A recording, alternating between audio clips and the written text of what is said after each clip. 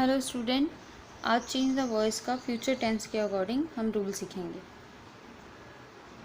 ये है एक्टिव, इसका स्ट्रक्चर है सब्जेक्ट, शैल, विल, वर्ब की फर्स्ट फॉर्म एंड ऑब्जेक्ट। और जब पैसिव में चेंज करेंगे शैल, विल, बी, वर्ब की third form, by and subject. Example, Arijit will forgive Romi, Romi will be forgiven by Arijit.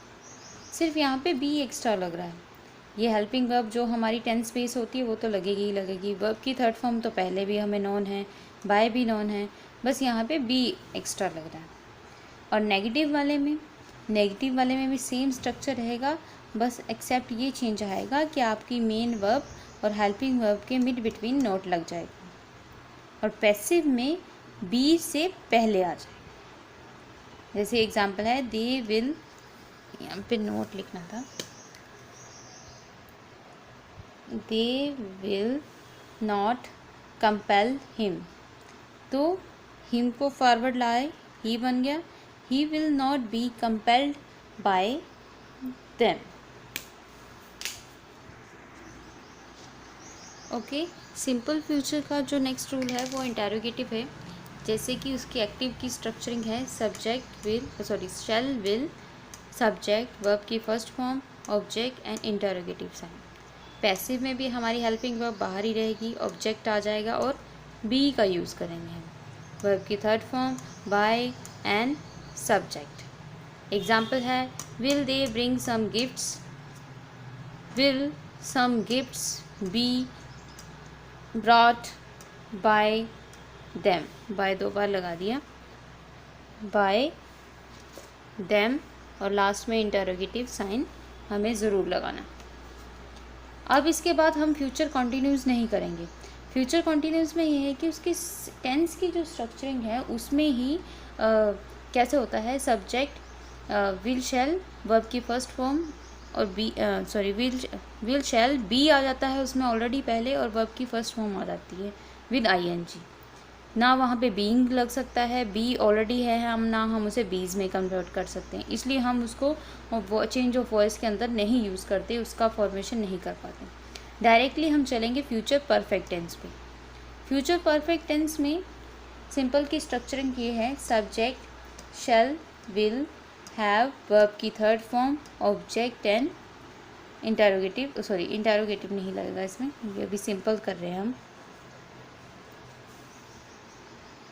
Subject, shall, will, have, verb की third form and object. Changes करते वक्त object, shell, will, have के साथ been लग जाएगा, बाकी सम सेम एज इट इज़ है।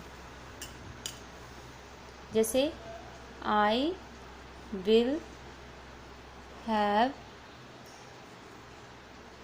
फिनिश्ड माई वर्क, तो इसका बनेगा एग्जाम्पल, इसका पैसिव बनेगा, my work will have been finished by me. ये देख लीजिए।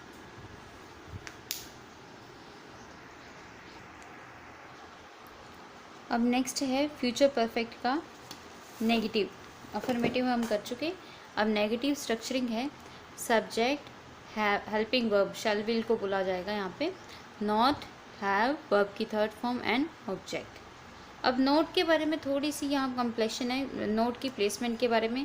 जैसे कि अगर हम अकेला हैव यूज़ कर रहे होते तो हैव के बाद आती नोट, मगर यहाँ पे विल शैल भी हम यूज़ कर रहे हैं, नॉट भी यूज़ कर रहे हैं, हैव भी लगा रहे हैं, बीन भी लगा रहे हैं, तो इसकी जो मेन हेल्पिंग वर्ब है ना शैल विल, उसके बाद आएगी ये नोट। तो यहाँ पे ऑब्जेक्ट है, फिर शैल विल लगा देंगे, नॉट, हैव, बीन, वर्ब की third form, by and subject. Example, they will not have planted a tree, a tree will not have planted by them।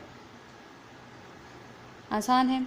अब आगे इसकी इंटरोगेटिव, हेल्पिंग वर्ब जिसमें बाहर चला जाएगा, सब्जेक्ट, हैव, वर्ब की third form, object and interrogative sign. अब फिर से पैसिव में हेल्पिंग वर्ब बाहर, ऑब्जेक्ट, हैव बीन वर्ब की third form by an subject. Example है will they have planted a tree, will a tree have been planted by them. आसान है, ज़्यादा हार्ड एंड फास्ट नहीं है, बस हेल्पिंग वर्ब को, मेन हेल्पिंग वर्ब जो इसके अकॉर्डिंग फ्यूचर की जो मेन हेल्पिंग वर्ब वो कहलाएगी विल शैल वाली। बाकी है जो वो सेकेंडरी है, इसमें थोड़ा सा क्लेरिफाई रखें।